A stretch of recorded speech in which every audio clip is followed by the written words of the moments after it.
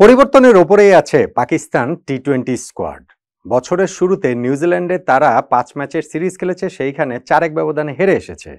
এরপরে পাকিস্তানের মাটিতে বাংলাদেশের বিপক্ষে 3 ম্যাচের টি-20 সিরিজের যে স্কোয়াড, সেইখানটাতে 8টা পরিবর্তন তারা করেছে। ওই সিরিজ আবার পাকিস্তান 3-0 ব্যবধানে হারিয়ে দিয়েছে বাংলাদেশকে। এখন আবার বাংলাদেশে যে খেলতে আসছে আগামী 20, 22 এবং 24 তারিখে 3 ম্যাচের সিরিজ, সেই জন্য স্কোয়াডটাতে পাকিস্তান আবার পরিবর্তন এনেছে 6টা। অর্থাৎ গত 2টা সিরিজে পাকিস্তানের পরিবর্তন 8টা পরিবর্তন, 6টা পরিবর্তন। বাংলাদেশের পয়েন্ট অফ ভিউ থেকে হিসাব হচ্ছে পাকিস্তানের এই দলটাতে অন্তত পক্ষে 6 জন বিগ নেমের অনুপস্থিতি। যদিও এর সবগুলাকেই সারপ্রাইজিং বলার উপায় নেই, সবগুলোই যে ফোর্স চেঞ্জ হয়েছে সেটাও আসলে বলার উপায় নেই। বাংলাদেশের বিপক্ষে 3 ম্যাচের টি-20 সিরিজের জন্য পাকিস্তানের যে 15 সদস্যের টি-20 স্কোয়াডটা ঘোষণা করা হয়েছে সেটা কেমন হলো তা নিয়ে এই আলোচনাটা করছি। দেখুন, আমি আগে বড় নামগুলার কথা বলি। ধরেন সবচেয়ে বড় নাম পাকিস্তান ক্রিকেটে কারা রয়েছেন? বাবর আজম, মোহাম্মদ রিজওয়ান, এই দুজনই তো। এখন এই বাবর আজম এবং মোহাম্মদ রিজওয়ান বাংলাদেশের বিপক্ষে এই টি-20 স্কোয়াডের তারা নেই। এটা কি সারপ্রাইজিং কিছু? তারা তো সর্বশেষ যে সফট সিরিজটা বাংলাদেশের বিপক্ষে পাকিস্তান খেলছে সেখানেও তারা স্কোয়াডে ছিলেন না। তার আগে যে নিউজিল্যান্ডে গিয়ে পাকিস্তান খেলেছে সেইখানটাতেও ছিলেন। অর্থাৎ পাকিস্তান ক্রিকেট এইখানে টি-20 ফরম্যাটে বাবর রিজওয়ানকে ছাড়া নতুন একটা অ্যাপ্রোচে এগোতে চাইছে। এই নিয়ে 3 নম্বর সিরিজে কিন্তু বাবর আজম এবং মোহাম্মদ রিজওয়ান পাকিস্তানের স্কোয়াডটাতে নেই। ফলে বাংলাদেশের বিপক্ষে তাদের না থাকাটা বিরাট সারপ্রাইজিং কিছু না, বরং পাকিস্তান টিমটা তাদের টি-20 স্কোয়াডটা নিয়ে কোনভাবে এগোতে যাচ্ছে সেটা আরো ক্লিয়ার ধারণা পাওয়া যায়। বাট স্টিল বাবর ও রিজওয়ান তো অনেক বড় নাম, সেই জন্য তাদের না থাকাটা অবশ্যই আলোচনার দাবি রাখে। শাহিন শাহ আফ্রিদি আরেকটা বড় নাম, তিনিও তো নেই। তিনি কিন্তু ওই বাংলাদেশের বিপক্ষে পাকিস্তান যে ঘরে মাটিতে সিরিজটা খেলছিল সেইখানটাতেও ছিলেন না। অর্থাৎ শাহিন শাহ আফ্রিদিকেও বাদ দেওয়াটা, বাবর রিজওয়ানকে বাদ দিয়েছিল পাকিস্তানের সিলেক্টররা নিউজিল্যান্ডের বিপক্ষে সিরিজে, ওই সিরিজটাতে শাহিন শাহ আফ্রিদি ছিলেন, কিন্তু ঘরে মাটিতে বাংলাদেশের বিপক্ষে সিরিজে শাহিন শাহ আফ্রিদিকে তারা বাদ দেয়। এবং এই যে বাংলাদেশে খেলতে আসছে তখনও এই ফাস্ট বোলারকে বাদ দিয়েই তারা খেলতে আসছে। বাবর রিজওয়ানকে ছাড়া টি-20 ব্যাটিং এর নতুন একটা অ্যাপ্রোচে পাকিস্তান খেলতে চাইছে, কিন্তু ডেফিনেটলি শাহিন শাহ আফ্রিদিকে যে একেবারে টি-20 হিসাব থেকে পাকিস্তান পুরোপুরি রুলড আউট করে দিয়েছে বা দেবে অমনটা মনে করার কারণ নেই। কিন্তু তারপরও পরপর 2টা সিরিজে এই শাহিন শাহ আফ্রিদিকে ছাড়াই কিন্তু পাকিস্তান খেলছে। 3টা বড় নাম চলে গেল।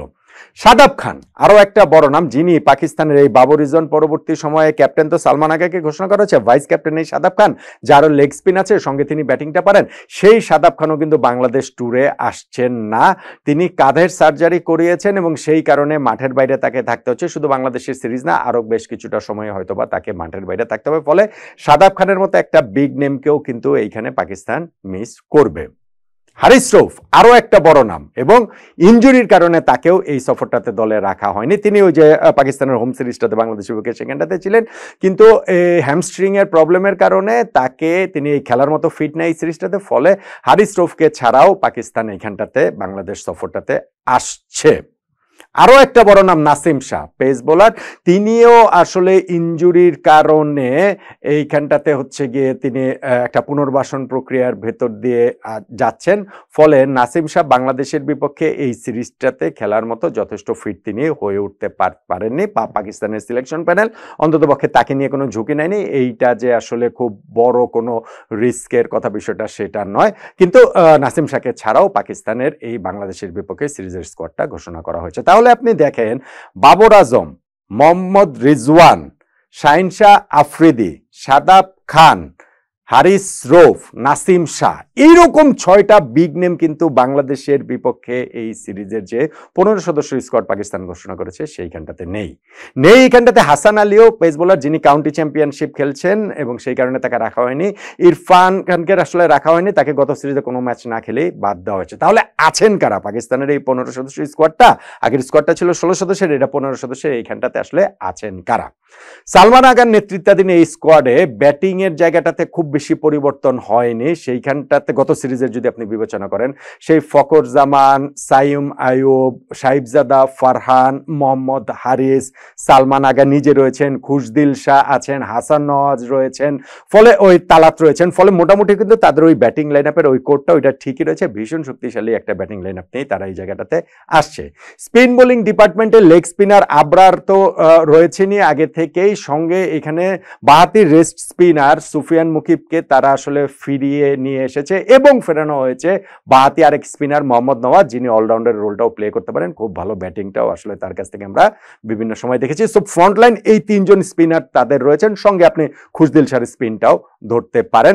পেস বোলিং ডিপার্টমেন্টে আব্বাস আফ্রিদি তাদের রয়েছেন, ফাহিম আশরাফ তাদের রয়েছেন এবং দুইজন আনক্যাপড পেস বোলারকে তারা ডেকেছে, বাহাতি ফাস্ট বোলার সালমান মির্জাকে তারা ডেকেছে এবং মিডিয়াম পেসার আহমেদ ড্যানিয়েলকে তারা ডেকেছে, ফলে চারজন পেস বোলার নিয়ে পাকিস্তান এই টুরটাতে আসে। পেস বোলিং ডিপার্টমেন্টেতে কিন্তু দেখেন তুলনামূলক বিগ নেমেরও ওইখানটাতে অভাব রয়েছে, এই জায়গাটাই হয়তোবা তাদের উইক লিঙ্ক, আমরা পাকিস্তানের এই টি-20 স্কোয়াডটাতে সেটা বলতে পারি।